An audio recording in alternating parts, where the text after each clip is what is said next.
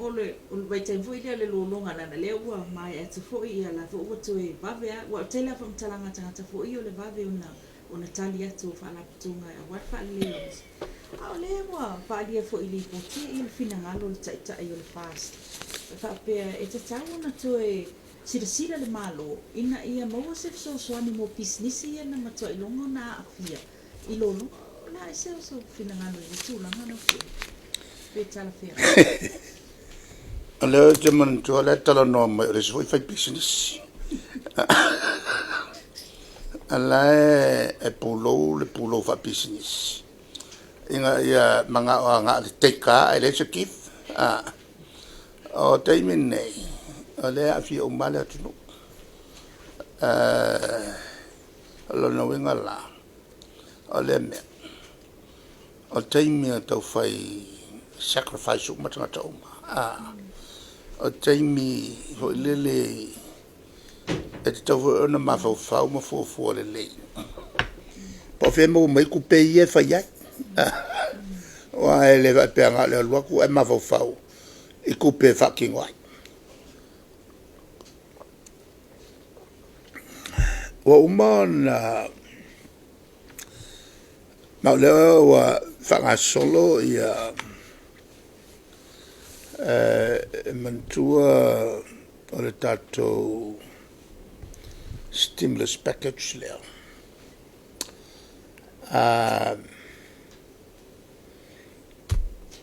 E foi phase 2 le whanga solo. Vaenga rana lua. O leo wa uma le vaenga momo.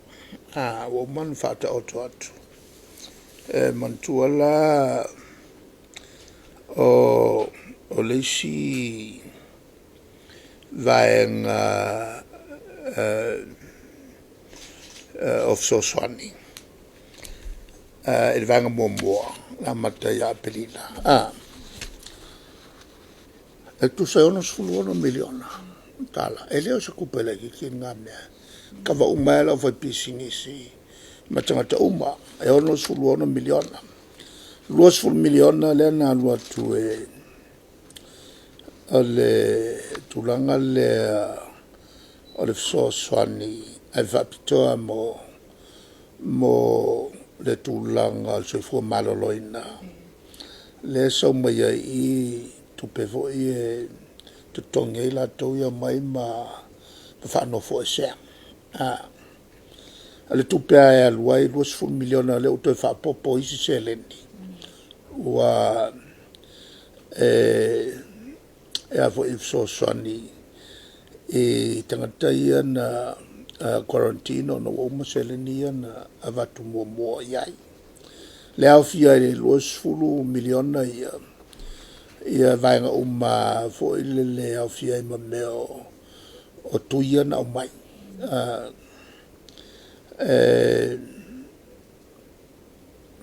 E au fia i matapenanga uma a whatitau le vo e au fia i vo i whangaio i ngō pasi fo i el tatu malo i na o mai. Le talsanga mai tangata watu o le whaonga e awea iai ma se fe mai ai na se le ni wa na le pasina e mo we haya mai fo ni si pasi mai tua o le fai pisi ni si alato sfulu 2 miliona le tu pele na ave fa sa fu atu i vai na il tato vai nga mo so sani ava tu la fai business au fia ma se le ni fo ia na wala tu ile no pifai o wala SS e tai pe o le alwotes miliona le na avatu fa peto wala tu le SN le no pifa fa peto mo meo turisi falta il malo au fiai mo meo tongi no lat o tangata whainga luenga vo ile le ule toi mo ngā luenga ia e au fia ia le tau fia o me vo o tutongi e ave mo meo ACC, Accident Compensation. O tutongi o lato tupe ave o la whengalua ave nupi whao lato sao whanga. Lea sa tutongi nai fo i rent free lona winga le tutongia i al whangaina o mo meo o el maketi mo meo me umai e lalo i fo le vainga al AGC ma le nupi wha e au fiai ma le suspend lona winga mo tangata uma ua fa malolo no tongi el malo lato italafu mo masina ia lo masina o il avo il TPS fale tupele o le atina e va per voi malato la sa fatino la to business o il airport alla vela o tutongi el dato malo mo meo o lato rent ala sa o le rent free ala top pena voi la mo meo o rent fo i lunga o le wafu maketi lunga le wafu ia voi la manonga o ma fees mo me wofat fees tong le wo tong il malo e che la mo me es va per e le segno Steve Doring compagnia do Steve Doring business lunga o le wafu la collection elen ko fa foi alors nga con il malo la fa inga menga se la va sul wafe mo compagnia fa pitching ici e lunga o le fa ngale wafu ya le mele le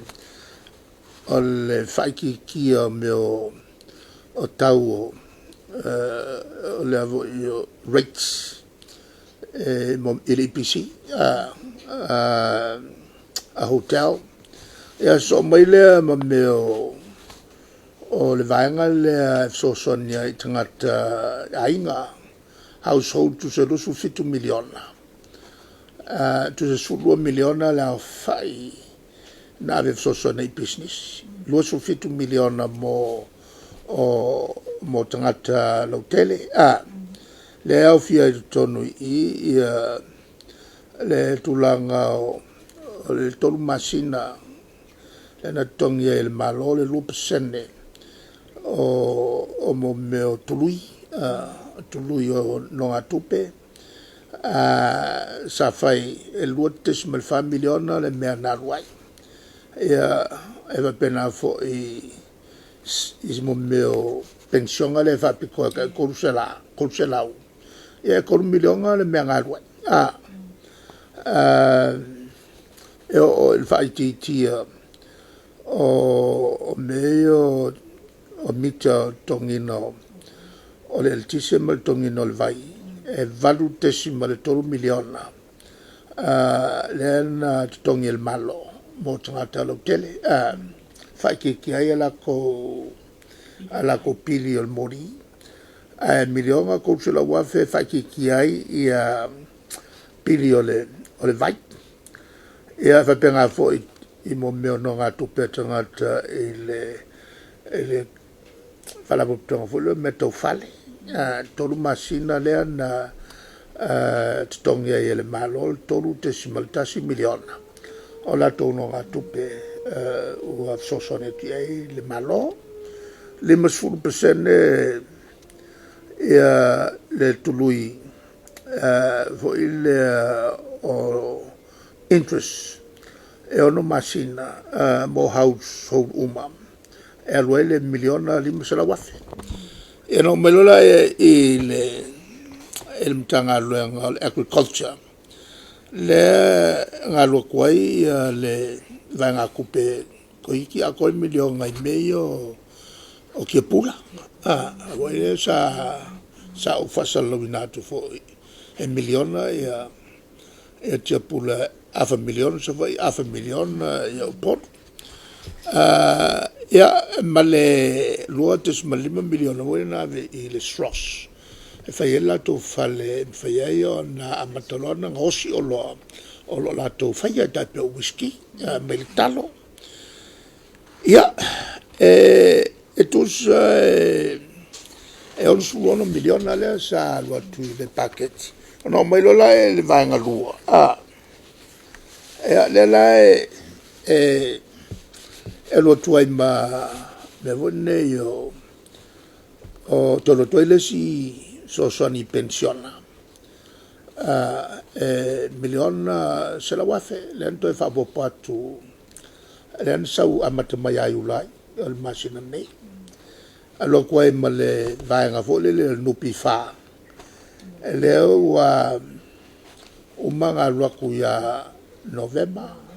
ala oi yo le si vaenga suta sulu montupu miliona suta si montupu miliona ale vo e ko le si vaenga lwaku ya baki mo tangata faisa fanga ya la ma le vaenga vo le sulu 2 miliona le na fa lua tu tangata lo tele me vo le IT ma tu singa go e lo ku mai ai o le vela e au fia ko i ya ma le ku pe vo le ku fa ku ngai kinga le ga ku fa ku ngai kinga ku fa tau mo la to fo nga luenga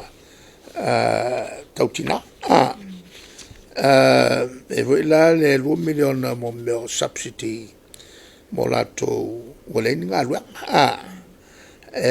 nga luenga male va nga le al Chamber of Commerce mo le fatinoina ya va pe fo ma sosoni le nave il Talof Airways sosoni la to fo e tala fo le sa a fia fo na business il la lo o fengamla e le vanga le ecologisch malvato interest relief for all business loans with commercial banks well called massive commercial loans umai a business le con il malo le 2% el colui o la co non a tupe i tutto le fa farcupe commercial banks e luai la ka le famiglia tala e selenia e luai a famiglia le alue so sonia la to wa faina tele la to loia vi fa fo wa le fai wa a faina era la ave sin so soani fo le tu so malimpa senne o le tau ato la tu senen sa tau do mau ya le foi la ave so soani ale al malo a familiona il va nga lua le o ya le foi el a familiona le ave ya la to ia fa la po tonga foi vai tangata matu ta pe o mapu fa lele ya mai si fa la po tonga fa pe la fa ta o le ola Lua suluafe kos afe noa lua suluafe lo tamufa se lua suluafe Divine Mercy mo lua suluafe ia ma lua suluafe lua salava suluafe mo nisi foi o unanga papena e foi la ma no ta community outreach e una ia committee tu mama le sao atu ia so san la tatu malo il to se la wono sfolu lima ia no ta to wa fe ono se lau le luai le miliona to se lau su fafe o mantua vai nga umai e tua to le malo ai me se la to nga duenga fo i fatina to no o vai nga umai o le afo o le paketi sa avatu talo tupe ma fa matala i tono il palmen e le va per se me fa la tua fa mamla ma umatua le minsta o le tupe ya e foi la male miliona le e na tua tu sosoni ai ina tangata vai se laudi masfulu afe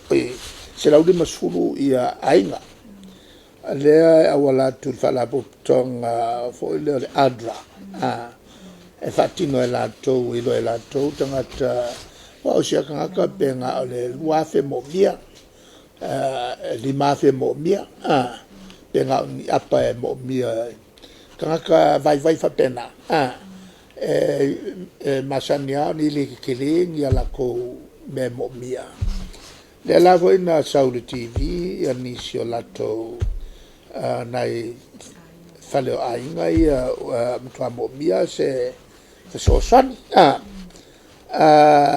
e le voi la e voi le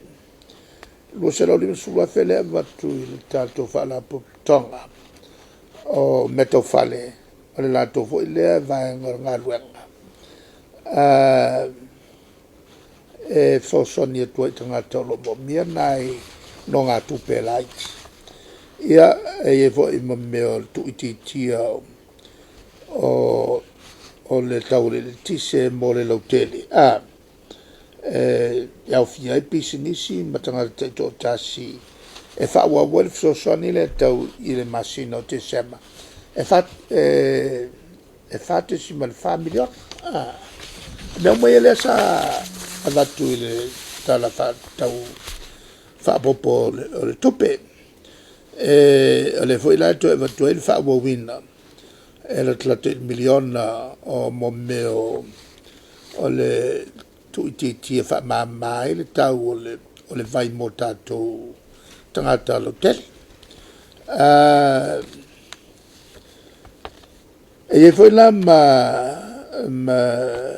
tulanga e 3 miliona so soniai e tato e fale le atini o fale mai tua o ta ua le tule e leo taftasi le ngalu ngal malolo fai nei fa popoatu la i lunga meia le ango o ngalu ngai e fai e mantua o fa ngayo ino va ia fialo ele va o polu musavai le fa nga la fai business e o ela tu va fa taula tu o lo so vai e mantua le tongo fie le malo ia fa nga yo ino va tele nei ma la fa nga o ye mangu ya me ala fai business kuange le 4 miliona ya lo tato ele fausia mo meo o ele kiseia ele ngako ele kisia le vai ele kiseia alu le la o ai mangu ya meia ala foi pesis e ola le ya la kopusaisa e ola le la kopusaisa e ke wai ma moe ngai ke ya ile malo ile fale le ona o tautua le la tu te faia io tatou tangata e o e wala wala uma nge fa nge o le mo kwa ka e o le wala le mafa o lori le o fai pisingi si le la unga uka ma me uma o le fai pisingi si la le e a vo a me se le o fai pasi ele ma mafa la ko ka vale o le ka e le wala o le mo kwa ke le nga fe so swangi il fale le o wala ma ka me mo fale le ia o wala o ile manguia o pisingi si fai ala ko konkalake fai ngalu ngai le fio se la o tatu tangata e maua kwa la ko la tu tongi e o la ko ai e o i meio o il tongo ta va le e fi ai se kala wanga ala le mele kupu le kala sa kala mai tangata o mai e ngofo fa kali malo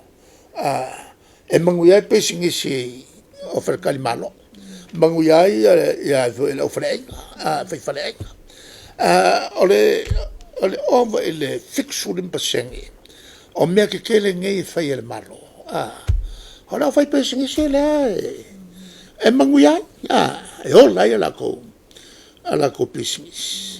e awala ele kise fe malanga inga ya e mai 4 milionga of soka inga ia mai fafo le fa ngai le internet ele ka ngofia ngai fa coupe mai lounge malo mai ele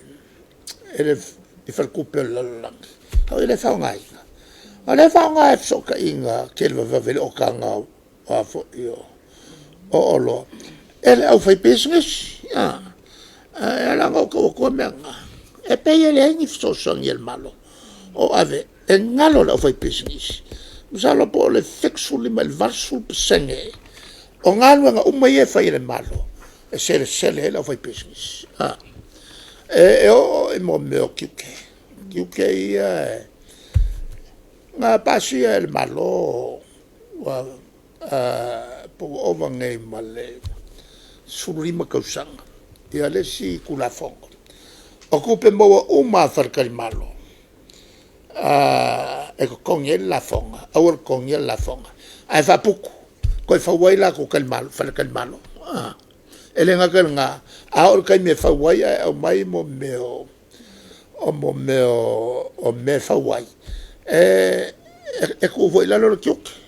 era la ngo ka ko meia e ngaloi initial of a business o le ngai mo fia se lau milionga e fa ange e beneficial of a business ai ala nga fai malo menga le ngo le mo wenga luenga o tatu tangata ma mangu ia ile ko la ko ngai so so ngi kele ile malo ile creating a mo nga luenga a fa nga wa samba le la wala ko me pe ngalo kanga al malo le olai la foi business la foi larga e ko ovo ye le malo e ko ngi manya la ko la fonga ya kele ya kele la ko la fonga e mai e fanga ya kele o me na la ko le e avo e re va pe la kwa malo kwa e ka vo nga lo kwa ye se sa o si foi a vai business on ma qua poco ele alol mengel kongi ngala fo la lo le malo la vola nga ki ngala va o ke mai ai le mfai nga ka fiel malo le me ka fai ai sa la nga ye fo ile nga lo nga la fai of business nga luenga fa ke siango o le nga luenga fa ke siango o lai la ko ke nga si o loa ma bawa nga luenga e o lai ko ke lo ka maki wala ko ngai fa nga luenga ko ngo fa business e le fo la le ko ku ala fa business mo le sa ilio nga luenga la fo la nga au le kai me kilo le malo le fakulanga nga ko kongi ele so nga lu fa vale le malo fakulanga nga kongi le malo e vai fu po fer mele yele le maulunga o kongi la fa pisisi nga yo nga kasia ia le malo ma le au fai pisis ia mela le i lau kilo aku i le whasalonga le kiki le sa sa fai kongo le kapenaka wangalo ya ki e lau kele le vai el malo e renga le au fai pisis e vai el malo e vai foi le malo le lau kele o le kungu ala sila mai e nga ia fala como fai nga ia se fala un kasia la nga le sa ulo lo ngaku ia fofuanga mau ia le malo e nga ia so sangi pisis ai wa foi ku wa so sangi ka le la e ia le voi la nga lai nga avaku fo pension nga ma ka ma ku le ku e fi ba wa matua voia su mo de fo mo matua ma mo le pension